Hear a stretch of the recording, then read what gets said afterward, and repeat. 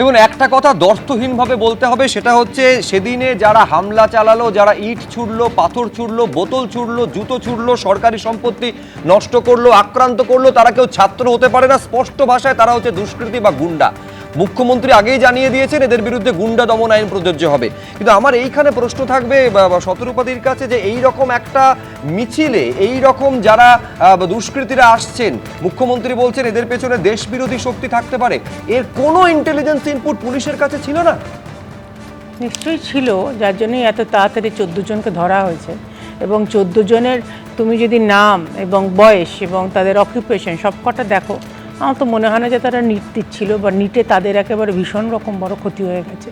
তাদের যে ধরনের স্লোগান তারা দিয়েছে, যে ধরনের অ্যাক্টিভিটি তারা আমরা দেখেছি, এগুলো ভীষণ টিপিক্যাল, যেটা মাননীয় রাজ্য সভাপতি বলেছে, মাননীয় মুখ্যমন্ত্রী পর্যন্ত বলেছে। ডিপ স্টেটের এখানে বহুবার আমরা এরকম ইনফ্লুয়েন্স দেখেছি। কুণাল ঘোষের পক্ষেও খুব সহজে এগুলো কথা বলা হয়তো খুব খুব সহজ, কারণ ওনার এরকমই অভ্যেস আছে, কারণ ওনারা চেয়েছিলেন ডিপ স্টেট এক সময় হোক, কিন্তু 14ই মের 4 মের পর তো সেটা আর সম্ভব হয়নি। কিন্তু এখনও যে কটা রয়ে গেছে সেইগুলোকে সমূলে বের করতে হবে, এই বার্তাই মুখ্যমন্ত্রী দিয়েছে, খুব ক্লিয়ার বার্তা দিয়েছে।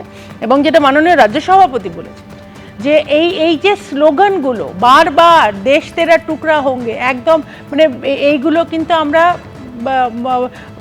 আফজাল গুরুর সময় দেখেছিলাম, দিল্লির বিভিন্ন আন্দোলনে দেখেছি, এখনও দেখছি।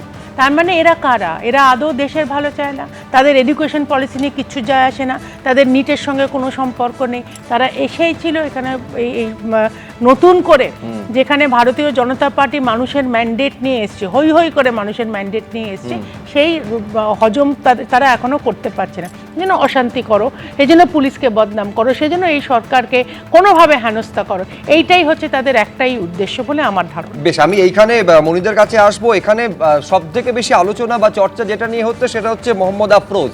এই আফরোজকে গতকাল আপনারা জানেন যে অন্ডাল থেকে পুলিশ গ্রেফতার করেছিল। এই আফরোজের একেবারে তৃণমূল কানেকশন সামনে এসেছে। আমি কয়েকটা ছবি দর্শকদের সামনে এখানে রাখতে চাইবো, যেখানে একেবারে বর্তমানে যিনি তৃণমূল বিধায়ক তার নির্বাচনী প্রচারে, এই হচ্ছে সেই ছবি, নির্বাচনী প্রচারে গাড়িতে পর্যন্ত দেখা যাচ্ছে মোহাম্মদ আফরোজকে। এই আফরোজ হচ্ছে 14 জনের অন্যতম, যাকে পুলিশ গ্রেফতার করেছে এই অশান্তির ঘটনায়।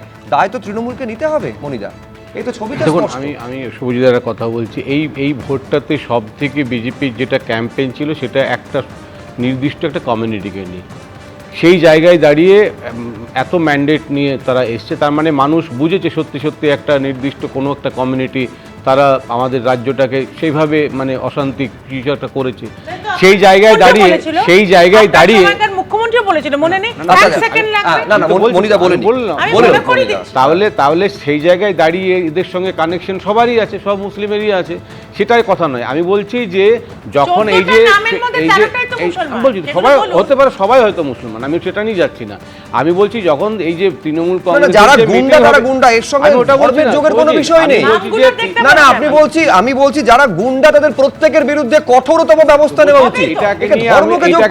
এটাকে নিয়ে তো আমি ডিফেন্ড করছি না, আমি এটাকে নিয়ে ডিফেন্ড করছি না। এই যে গুন্ডা দমন আইন, আরো কিছু আইন, মনে হচ্ছে যেন আর কিছু আইন ছিল না, প্রথমে বিজেপি আসার পরেই এইসব আইনগুলো নিয়ে এসছে। ঠিক আছে, যত আইন আনুক যাতে রাজ্যটা ভালো থাকে সেটা আমরা চাই, কিন্তু আমার কথা হচ্ছে যখন মিটিং করবে, দেখছে তৃণমূলের বারবার হাইকোর্টে যেতে হয়েছিল, উদাহরণ তো দিয়েছে যে বিজেপিকেও মিটিং করতে দেওয়া হয়নি, 100 বার হাইকোর্টে গেছে। তাহলে আমার কথা হচ্ছে যতগুলো 3টে জায়গায় যে মিটিং হয়েছে কংগ্রেস এবং তৃণমূলের 2টো জায়গা মিলিয়ে যে লোক হবে তার থেকে বেশি লোক এটা হয়েছে। তাহলে যদি দেখা যায় যে একটা পারমিশন ছাড়াই এত লোক, আমি বলছি মিছিল যদি পারমিশন ছাড়াই করতে হয় তো এরপর থেকে তো কেউ পারমিশন নেবে না। আমি বলছি শুরুতে থেকে একেবারে সরে যাচ্ছে মনিদা। আমার মূল প্রশ্ন ছিল, যেখানে স্পষ্ট তৃণমূল বিধায়কের নির্বাচনী প্রচারে যাকে দেখা যাচ্ছে তাকে পুলিশ গ্রেফতার করেছে সেদিনে হিংসার ঘটনায়, তৃণমূল এর দায় কি এড়াতে পারে? এইটা তো মূল প্রশ্ন।